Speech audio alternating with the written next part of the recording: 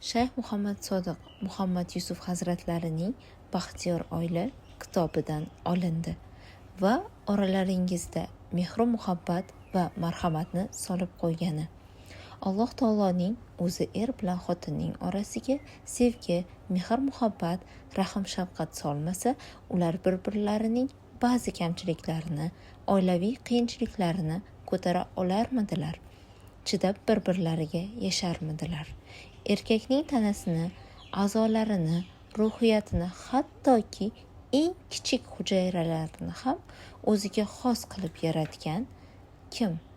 Ayolning tanasini, a'zolarini, ruhiyatini, hattoki eng kichik hujayralarini ham o'ziga xos qilib yaratgan kim? Ularni bir-biriga sokinlik baxsh etuvchi, mehr muhabbat asosida o'zaro kelishib, dunyoni obod qiluvchi etib yaratgan zot qudratli Alloh taolodir.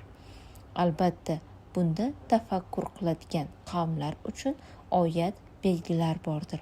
Qur'oni Karim oyatlarida inson zotining juft qilib erkak va ayol qilib yaratilishining boshqa hikmatlari ham bayon qilinadi.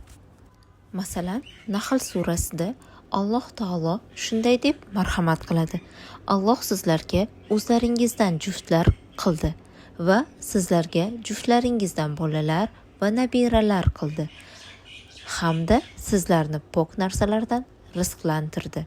Ushbu oyat karimada insonni juft, erkak va ayol qilib yaratilishining hikmatlaridan biri farzand va nabiralar qoldirib, inson sulolasining davomli bo'lishini ta'minlash ekanligi bayon qilinmoqda.